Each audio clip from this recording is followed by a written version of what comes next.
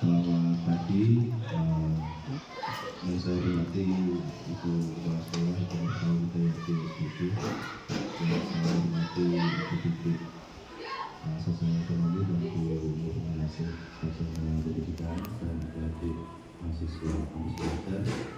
Pagi hari ini di kesempatan yang baik ini saya akan mempresentasikan rencana tindak lanjut tentang program PKK Wisata yang saya ikuti, yaitu tentang permainan olahraga tradisional, warisan budaya yang harus dijaga oleh saya sendiri, saya dari Bapak SPB, Satuan Pendidikan SMP Negeri 3 Salatiga Kawasan. Latar belakang saya membuat rencana tindak lanjut ini yaitu dalam rangka melestarikan budaya bangsa dan meningkatkan kualitas hidup berselanjut sekolah atau komunitas belajar SMP Negeri 3 Salatiga Kawasan menginisiasi program permainan dan olahraga tradisional. Program ini bertujuan untuk memberikan ruang bagi peserta didik untuk mengeksplorasi kekayaan budaya Indonesia melalui permainan dan olahraga yang telah diwariskan secara turun-temurun. Dalam program ini, suara pilihan dan kepemimpinan peserta didik akan dipromosikan dan didorong melalui beberapa partisipasi dalam perencanaan pilihan yang beragam dan fleksibilitas. SMP Negeri 3 Salatiga Kawasan memiliki karakteristik sebagai berikut: sekolah dengan jumlah siswa yang beragam dan istilah pedagogik surga, berada di daerah pedesaan di Desa Pulau Ramli, memiliki fasilitas yang kurang lengkap, sekaligus kebijakan pimpinan yang mendukung, memiliki visi dan misi yang menunjang dengan program adanya lapangan, guru yang memiliki keahlian dalam permainan tradisional, dukungan dari orang tua, memiliki kerjasama yang bagus antara warga sekolah dan komunitas praktisi. Berdasarkan pemetaan aset, hasil wawancara dan observasi pada siswa, minat yang tinggi kepada permainan olahraga tradisional. Terdapat kesenjangan siswa antara pengetahuan peserta didik tentang permainan tradisional dengan generasi sebelumnya dan kebutuhan akan aktivitas. Peserta didik membutuhkan aktivitas fisik yang menyenangkan dan bermanfaat untuk kesehatan. Jadi itu latar belakang saya membuat rencana tindak lanjut tentang permainan tradisional. Lalu tujuan program ini ada 4, yaitu menumbuhkan rasa menghormati terhadap keanekaragaman budaya. Yang kedua, melestarikan permainan tradisional. Yang kita tahu sekarang peserta didik atau anak-anak kita itu sudah kontaminasi ya, secara bahasa yang kurang baik, terkontaminasi tentang adanya gadget. Jadi kita harus melestarikan budaya permainan tradisional. Lalu yang ketiga, membuat kegiatan aktivitas fisik untuk meningkatkan kebugaran. Jadi sama halnya waktu kita kecil dulu, banyak olahraga di desa itu ya membuat aktivitas fisik kita tuh menjadi baik tanpa kita sadari. Yang keempat, terbiasa bekerjasama dengan rekan sejawat atau kelompok untuk menyelesaikan masalah. Nah ini tujuan yang keempat ini saya kaitkan tentang adanya profil keluarga Pancasila. Jadi yang berkaitan dengan kerjasama dan untuk menyelesaikan masalah. Capaian langkah-langkah dan hasil yang diharapkan untuk tiap tujuan. Yang pertama, apa yang menjadi produk utama, yaitu kompetisi permainan dan olahraga tradisional dengan segala pendukungnya, yaitu peraturan kompetisi, analisis kompetisi, dan penyediaan alat dan sebagainya. Jadi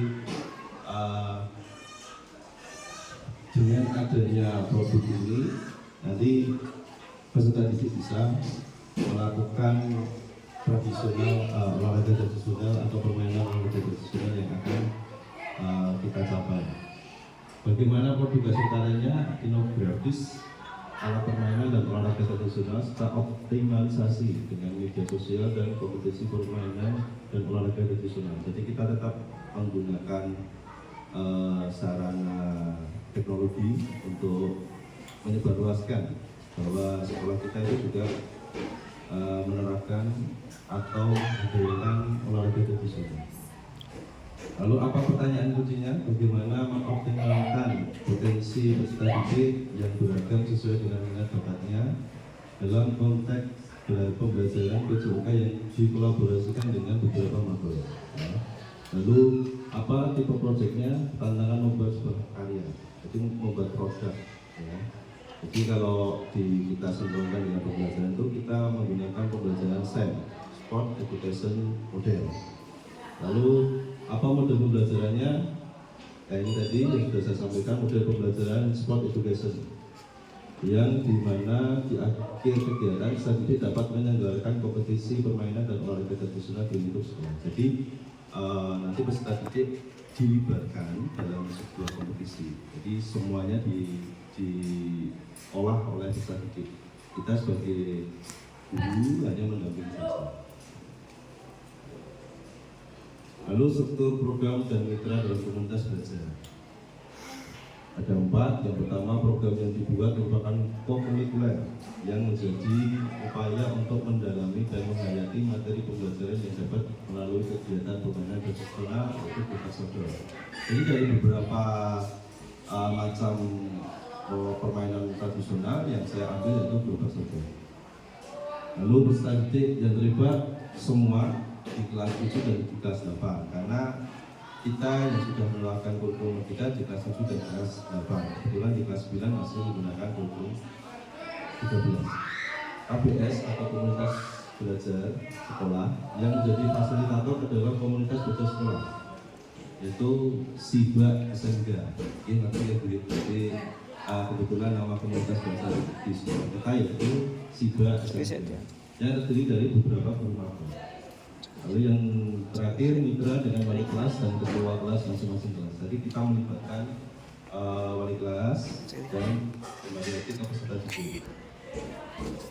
Rencana evaluasi untuk peserta didik yang pertama wawancara dilakukan secara individu atau kelompok kecil untuk menggali pendapat dan perasaan peserta didik tentang program. Jadi perwakilan dari kelas, tidak semua responden yang saya ambil, jadi hanya perwakilan saja.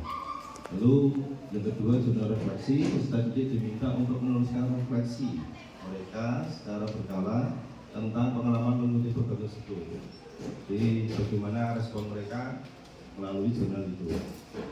Lalu staf pengajar atau guru yang pertama dilakukan dengan guru atau pelatih yang terlibat langsung dalam program yang mengetahui kendala atau tantangan yang dihadapi serta saran untuk perbaikan. Yang kedua, angket asal survei diberikan kepada semua staf pengajar atau guru untuk mengumpulkan data tentang tingkat keterlibatan mereka tentang program serta pendapat mereka tentang efektivitas program tersebut.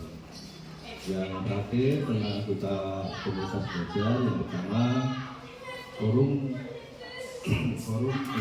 fokus grup diskusi dilakukan dengan melibatkan beberapa anggota komunitas belajar untuk mendiskusikan secara mendalam tentang kontribusi mereka dalam program serta harapan mereka tentang program di masa mendatang. Yang kedua, angket atau survei diberikan kepada semua anggota komunitas belajar untuk mengetahui tingkat kepuasan mereka tentang program tersebut. Lalu kemungkinan tantangan. Jadi tetap dari program itu pasti ada tantangan yang kita hadapi. Dari kekurangannya yaitu kekurangan minat dari peserta didik. Saya bisa memberikan solusi yaitu melibatkan peserta didik dalam perencanaan. Jadi peserta didik juga terlibat di situ, terlibat aktif. Membuat permainan tradisional lebih menarik, berkompetisi dan insentif. Kurangnya sumber daya. Solusinya nanti memanfaatkan sumber daya yang ada. Sumber daya di sini aset yang ada di sekolahan. Jadi semua kita manfaatkan. Termasuk nanti ada sekiranya ada bahan-bahan yang sudah tidak terpakai, nanti kita bisa manfaatkan untuk memaksimalkan aset yang ada di sekolah. lalu kerjasama dengan komunitas dan mendaur ulang peralatan tadi sudah saya sampaikan di awal. Lalu kekurangannya dan dukungan orang tua, sosialisasi yang efektif menunjukkan hasil yang positif. Jadi kita tetap ada komunikasi dengan wali murid atau orang tua. Kekurangan dari kalian pengajar, pelatih guru, inovasi pembelajaran dan cerita untuk memperkenalkan permainan tradisional dengan membentuk tim. Ya. Jadi kita tetap mensosialisasikan terlebih dahulu untuk memberikan gambaran sebelum kita melaksanakan program permainan tradisional ini. Dalam menghadapi tantangan tersebut, penting untuk melibatkan seluruh anggota komunitas.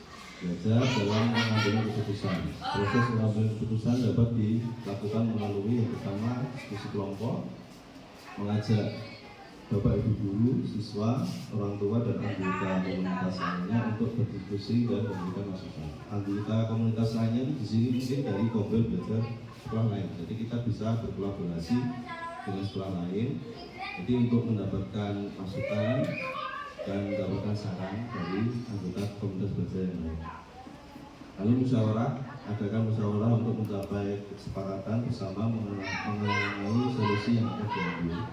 Yang terakhir, pengambilan keputusan bersama melibatkan semua pihak dalam pengambilan keputusan. Jadi di sini tidak menyampingkan fungsi dari kepala sekolah, tetapi di sini kita melibatkan semua, jadi semua terlibat dan pengambilan keputusan pun bisa diambil dengan bersama-sama. Jadi tidak ada salah satu pihak yang dirugikan atau diuntungkan. Dan itu terima kasih.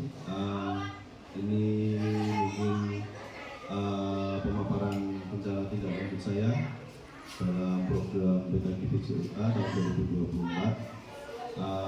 Sekiranya ada masukan atau pertanyaan dari Bapak Ibu guru, saya persilakan untuk.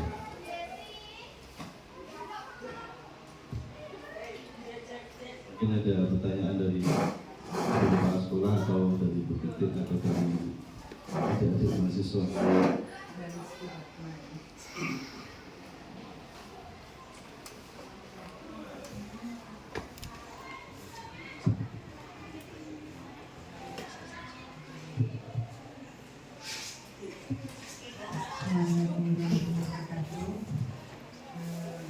Jadi gini, tadi sekilas saya melihat paparan mengenai program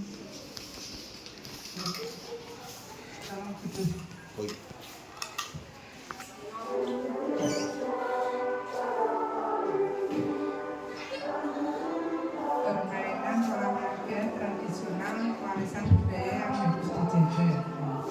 Jadi ini berarti menggunakan self education model di mana diintegrasikan ke pembelajaran PJUK.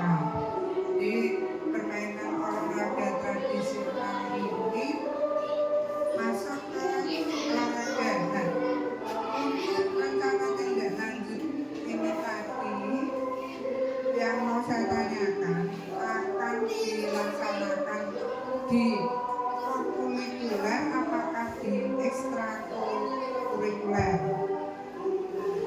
Seandainya iya di ekstra, berarti kan tidak di jam pembelajaran. Kalau di kurikuler berarti di jam pembelajaran, apakah bisa masuk dalam kegiatan P5 yang bertema bangun jiwa bangun harga? Hanya itu mungkin yang ditanyakan. Terima kasih atas pertanyaan dari kepala sekolah. Memang program ini akan dilaksanakan ketika kokurikuler. Jadi perencanaan saya program ini permainan tradisional ini saya masukkan dalam kegiatan P5, yaitu bangunan jiwa. Makanya kenapa tadi tidak di ekstrakurikuler tapi di kokurikuler. Untuk estimasi pelaksanaannya kurang lebih 14 hari atau 2 minggu. Jadi sekira saya dengan estimasi waktu tersebut bisa terlaksana dengan baik dan bisa masuk dalam program P5 dengan tema tadi bangunan jiwa raga karena kayak sudah kan bangunan jiwa raga selalu berkaitan dengan senam 5, senam fase produk Pancasila. Jadi di sini saya ingin memberikan sesuatu yang beda dengan melibatkan peserta didik dengan tadi menggunakan sport education model atau SEM dan melestarikan warisan budaya yang ada. Jadi menerapkan atau mengembangkan permainan olahraga tradisional berupa soccer. Mungkin itu dulu yang bisa saya sampaikan. Terima kasih sudah cukup jelas. Ya. Mungkin ada lagi pertanyaan yang lain dari Bu Yuni atau Bu Titik mungkin. Mungkin ada yang mengganjal. Ini tadi kan ada keterlibatan dengan guru mapel, Pak. Nah, kira-kira itu guru mapel apa aja Pak yang dilibatkan? Masa di sini kan kalau di sini sudah dijelaskan olahraga. Jadi kira-kira mapel apa tuh yang terlibat dengan program ini? Mungkin ada yang bisa ditanyakan dulu.